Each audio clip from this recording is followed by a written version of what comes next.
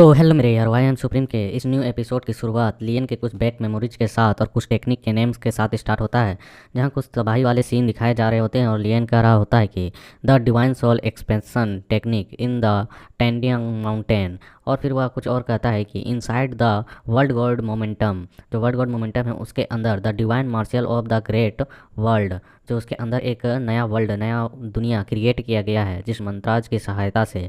और the Sumeru mountain mystery, और जो मिस्ट्री है सुमेरु माउंटेन को जोड़ने की। और इसी तरह के कुछ मेमोरियोज के साथ वह कर रहा होता है जहाँ तक उस डीमन लीडर के पास एक सुपर रैंक का जुआन आर्टिफैक्ट था, द सुपर रैंक जुआन artifact of the monster rack leader. और वह अपने मन में कह रहा होता है कि इस तरीके के आर्टिफैक्ट अभी तक मैंने केवल 5 ही स्थानों पर देखा है। और इधर हम साइड में डून को देखते हैं, जो इसे इस तरह की गंभीर सोच में देखने के बावजूद भी वह कह रहा होता है, तुम स्वयं जाओ और जाके उन लोगों से वे सारे सामान उधार ले लो जो तुम्हारे ज़रूरत की है। मैं तो कभी भी उन 7 प्रमुख ताकतों से भिड़ने वाला नहीं हूँ। यह बहुत ही बड़ा पागलपन है। और लियन उधार लेने का मतलब उनसे लौटना या चोरी करना है। और लियन अपने मन में इसी तरह सोच रहा होता है और उसके विचारों को दिखाया जाता है और कहता है वह कि चाहे ये स्थान हो या जुआन आर्टिफैक्ट हो, ये सभी अत्यधिक जटिल समझने में है, बहुत ही कठिन है, लेकिन प्रत्येक प्राचीन चरित्र में सुप्रीम शासन की बहुत ही शक्ति है, अथाह शक्ति निहित है, रखी हुई है। यदि मैं सचमुच में 10 स्वर्ण एशियंट लेटर्स का उपयोग कर सकता हूँ, फिर भी मैंने उन 336 लेटरों को याद तो कर लिया है। अगर मैं उन्हें अच्छी तरीके से अंडरस्टैंड कर पाता, समझ पाता, तो मैं उन सभी लेटरों को उपयोग कर पाता तब वैसी स्थिति में। और इस तरीके से वह गंभीर तरीके से सोच रहा होता है। फिर हमारा सीन शिफ्ट हो जाता है और हमें डीमन प्लेन में एक निश्चित स्थान पर एक सीन दिखाया जाता है जहाँ पर कई सारे ट्रीज के जड़े निकले हुए होते हैं। और वहाँ पर हम एक वाटर फॉर्म या फिर फ्लावर फॉर्म में इसके अंदर लिटिल किंग को देखते हैं, जिसके सामने एक और व्यक्ति खड़ा होता है। और हम लिटिल किंग को देखते हैं जो हाँफते हुए उस फूल से बाहर की ओर निकलता है, वहाँ एंट्री मारता है और वह सामने की ओर देखने लगता है। और हमें उसके सामने रेड क्वीन को दिखाया जाता है जो कहती है, कौन है जो तुम्हें इस हद तक चोट पहुंचा सकता है लिटिल किंग। और लिटिल किंग निराश होते हुए कह रहा होता है कि रेड क्वीन, मुझे आपकी मदद की ज़रूरत है। यह सुनकर वह थोड़ी सी हैरान होती है और उससे कहती है कि मैं आपका मदद करूं रिवेंज लेने में। और इसके बारे में ऊपर में बताया जाता है कि जो 5 एलिमेंट्स की महारानी है वो भी सोल डिवावरिंग रेट्स की क्वीन। और लिटिल किंग आगे की ओर बढ़ते हुए कह रहा होता है, इस समय डीमन प्लेन में जो मार्शल आर्टिस्ट आए हैं उनमें राक्षस जाति के जो लोग हैं वो मेरी सबसे बड़े खतरे के निशान हैं। इसके अलावा उनका लक्ष्य मेरा रियल बॉडी है, शाश्वत बाहर ट्री। और मुझे यकीन है कि आप इसकी गंभीरता को समझती हैं।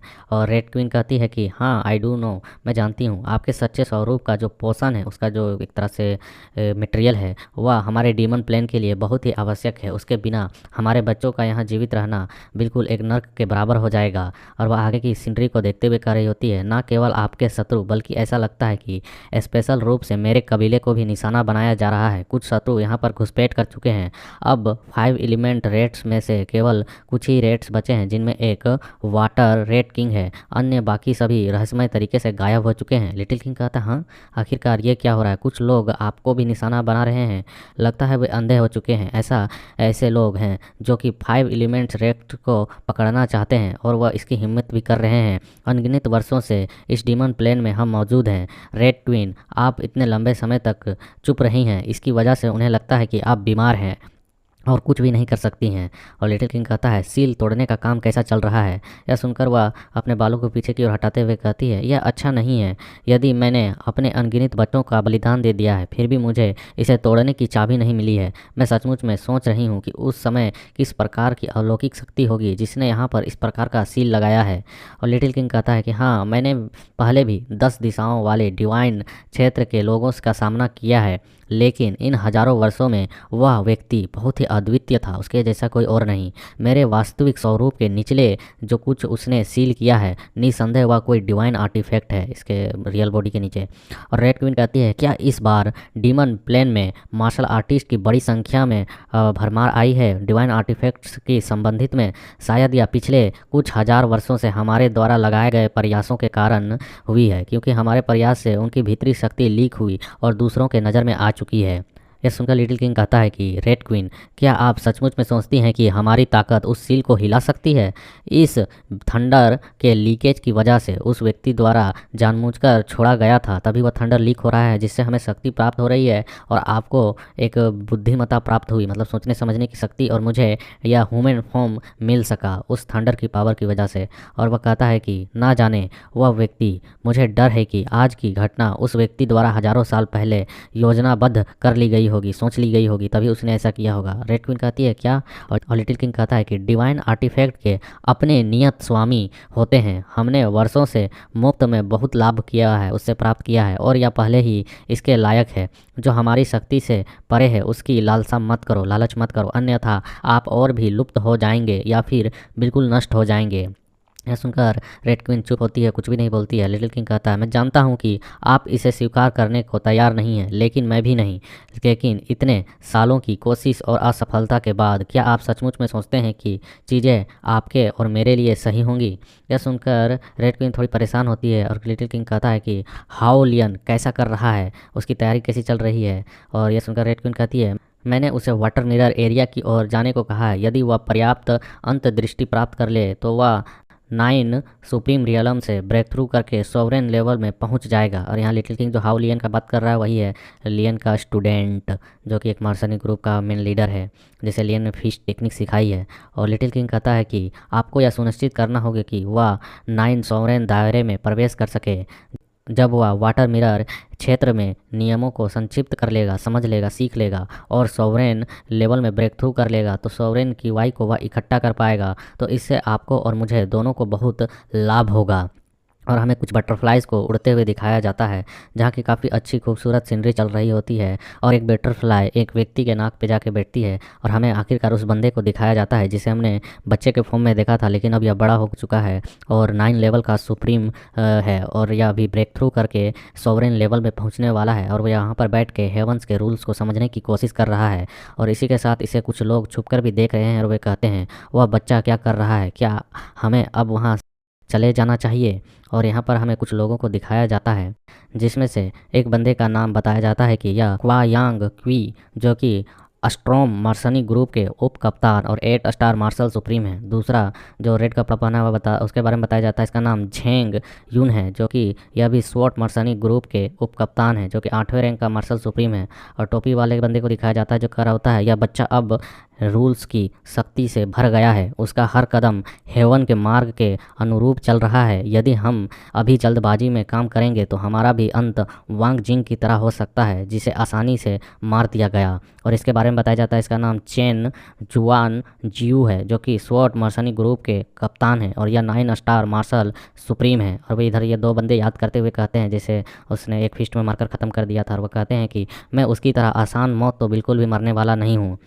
और उसे की ओर देखकर ही यहाँ पर उन सभी के थॉट्स मन में चल रहे होते हैं, क्या हम उसे ऐसे ही रहने देंगे, ऐसे ही शांति से छोड़ दें? क्या वह सचमुच धीरे धीरे रूल्स को रिफाइन कर रहा है और अंततः एक सॉवरेन लेवल में पहुँचने वाला है? क्या आपको लगता है कि सॉवरेन लेवल में पहुँचना इतना आसान है? केवल एक कोर खाना खाने जितना आसान काम है जिसे कोई भी कर सकता है? आप क्या कह रहे हैं? क्या आपको लगता है एक सॉवरेन लेवल जो कि अथाह ताकत देती है और अर्थ एंड हेवन के नियमों को समझने के लायक और उनका उपयोग करने की अनुमति देती है, उनका हर कदम इस दुनिया के रूल्स पर शासन करता है और आपका संचयन के अलावा सबसे महत्वपूर्ण चीज़ है कि अंतर्दृष्टि प्रदान करता है, मतलब कि उसे देखना, समझना और अंदर से जानना उसकी रियलिटी को।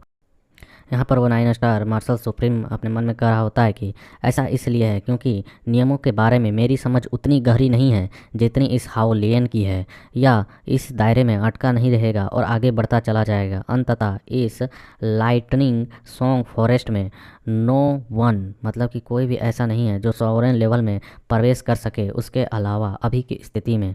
और हम देखते हैं इधर हाओलियन अपने जगह पर बैठा हुआ होता है, तितलियों के साथ खेल रहा होता है और वह खड़ा होता है, आगे की ओर बढ़ रहा होता है। और उसे देखते हुए ये लोग अभी भी सोच रहे होते हैं क्या वह सचमुच में सॉवरेन लेवल पर पहुंच चुका है, अर्थ एंड हेवन को समझ रहा है, या फिर यह जानबूझकर मूर्खतापूर्वक नाटक कर रहा है, कौन जानता है। लेकिन इस लड़के की अंतर्दृष्टि का स्तर निश्चित रूप से हम में से हर किसी से अधिक है। कौन जानता है कि वह क्या करना चाहता है और क्या कर रहा है। और हम देखते हैं कि वो चल रहा होता है, उसके पीछे एक स्नेक होता है और वह उसकी ओर बढ़ता है और हम देखते हैं वह अटैक करने के लिए अपने बड़े से मुंह को खोलकर आगे की ओर बढ़ जाता है और हाओलियन वहाँ से बिल्कुल नहीं हिलता है और वह स्नेक उसे काटने के बजाय उससे लिपट कर उसके आगे बढ़ जाता है और उसके आगे एक रेड मॉन्स्टर होता है जिसे वह जाकर अपने दांतों से पकड़ लेता है खाने के लिए। और यह देखकर वह टोपी वाला बंदा बिल्कुल हैरान हो जाता है और कहता है कि ओ नहीं। और हम देखते हैं उसके थाउट्स चल रहे होते हैं और जहाँ हाओलियन को दिखाया जाता है जो पूरी तरह से प्रकृति में समा चुका है, एक तरह से सभी जीव उसकी ओर अट्रैक्ट हो चुके हैं। और वह कहता है कि हालांकि मैं व्यक्तिगत रूप से उस दायरे को समझ नहीं सकता हूँ, उस तक नहीं पहुँच सकता हूँ, लेकिन अभी हाओलियन वास्तव में अर्थ एंड हेवन के नियमों से जुड़ चुका है और उस सांप ने उस पर हमला ना किया और ना ही उसे एक मार्शल आर्टिस्ट के रूप में काउंट किया। वह उससे आगे बढ़ चुका है और वह उसे लिपट कर उससे आगे अटैक करने के लिए बढ़ा क्योंकि उसने हाओलियन को एक प्रकृति का हिस्सा माना। जो भी ताओ विद्वान में समझ रख लेता है वह व्यक्ति सब कुछ बन जाता है। वह यहाँ की हवा, पानी, मिट्टी, सब कुछ, पेड़ पौधे सभी के रूप में परिवर्तित हो सकता है। यह हेवन एंड अर्थ के नियमों का एक ऐसा पहलू है जिसे हर कोई हासिल नहीं कर सकता है। इसलिए उसे कुछ भी गलत नहीं लगा और उस सांप ने आगे बढ़कर इस पे ना अटैक करके इसे एक प्रकृति का हिस्सा मानकर आगे की ओर अटैक करने के लिए चला गया। और हाओलियन को हम देखते हैं जो कि आगे की ओर बैठकर उस स्नेक को देख रहा होता है, उस चूहे को खाते हुए, और वह स्नेक को पकड़कर उस चूहे से अलग करने लगता है। और यह देखकर वह चश्मिश कहता है अभी समय आ चुका है। वह किसी और सोच में व्यस्त है, जल्दी करो और अटैक करो। और वह करता है कि universal rotation yin yang fist. और दूसरी ओर बंदा कहता है कि जेड जेड फर्स्ट मिसाइल। और तीसरा बंदा अटैक करते हुए कह रहा होता है कि फैंटम जेड स्लैश। और हाओलियन वहाँ पर आराम से उन चूहों को अलग कर रहा होता है उस स्नेक से। और हमें एक धमाका दिखाया जाता है, वहाँ पर वे लोग बंदे बैठे हुए होते हैं और एक बहुत ही बड़ा धमाका होता है जहाँ पर ग्रीन कलर की एनर्जी निकलती है और लगता है कि उस जगह का सारा एरिया ही तबाह हो चुका है। और वे तीनों बंदे उसी एरिया पर खड़े होते हैं और वहाँ पर एक बंदा कहता है क्या वह मर चुका है? वो यहाँ पर कोई भी लाइफ का संकेत हमें नहीं मिल रहा है। दूसरा कहता है वह सचमुच में मर चुका होगा, आखिरकार हम तीनों ने मिलकर उसे मारा है, यहाँ तक कि एक असली मार्शल सोवरेन भी इससे बच नहीं सकता है। तीसरा बंदा कहता है यह तो हो भी सकता है। और वहाँ पर हमें एक अजीब तरह के आर्टिफैक्ट को दिखाया जाता है ग्रीन कलर में, उसे देखकर वे लोग कहते हैं ये क्या है? ये तो सोल गार्ड बैटल कवच है ना। आखिर उसके मालिक ने यहाँ पर इस स्नेक और रेड को बचाने के लिए उसे यहाँ क्यों छोड़ा? यह कवच सचमुच में बेकार हो गया क्योंकि या तो मार्शल सोवरेन गु फेंग द्वारा रिफाइन किया गया एक आर्टिफैक्ट था, है ना। और वे लोग उसे सामने जाकर उस आर्टिफैक्ट को देख रहे होते हैं और इधर यांग कह रहा होता है कि उन दो दुखी जानवरों को बचाने के लिए उसने वास्तव में यहाँ पर सोल गार्ड कवच को त्याग दिया, कितना मूर्खतापूर्ण कार्य है। और इधर टोपी वाला बंदा कह रहा होता है थैंक्स उसका जो उसने इसे यहाँ पर निकाला। बुरी बात यह है कि हमारे संयुक्त हमले से पहले से ही यह थोड़ा बर्बाद हो चुका है, यह कितना बेकार है। और तभी उसका ध्यान सामने की ओर जाता कहता है ओ नो। और वहाँ पर हमें एक होल को दिखाया जाता है और वह कहता है हाओलियन वास्तव में यहाँ से भागने में कामयाब हो चुका है, वह हमारे अटैक से हिट नहीं हुआ। और वे लोग बहुत तेज़ी के साथ दोनों बंदे उस गड्ढे की ओर बढ़ जाते हैं और वे कहते हैं हमें इस बार उसे मार डालना होगा, किसी भी कीमत पर हमें उसे छोड़ना नहीं है, वह हमारे लिए खतरा होगा। और हम इधर देखते हैं यांग को जो उस गुफे के सामने जाता है, हिचक रहा होता है थोड़ा सा अंदर जाने से, और वह कहता है अभी भी इस छेद में हमें रेंगते हुए जाना होगा उसे पकड़ने के लिए। तभी उसे कुछ चीज़ एहसास होता है और वह देखता है कि उसके छाती के आर पार एक फिश निकला हुआ है। और वह कांपते हुए पीछे की ओर पलट कर देखता है तो वहाँ हाओलियन होता है और वह कहता है कि उप कप्तान यांग घबराओ मत। और यह सुनकर वह बंदा कांपने लगता है और पूरी तरह से घबरा जाता है। और हमें हाओलियन का यहाँ पर एक अजीब सा क्रीपी स्पेस दिखाया जाता है जहाँ स्माइल कर रहा होता है। वह कहता है कि जब तुम हमेशा हमेशा के लिए सो जाओगे तो तुम्हें कभी भी डर का एहसास नहीं रहेगा, तुम्हारे इस घबराहट को मैं अभी ख़त्म कर देता हूँ। और इसी सीन के साथ मैं इस एपिसोड को भी ख़त्म करता हूँ। आज का एपिसोड यहीं तक था। So like share comment and subscribe.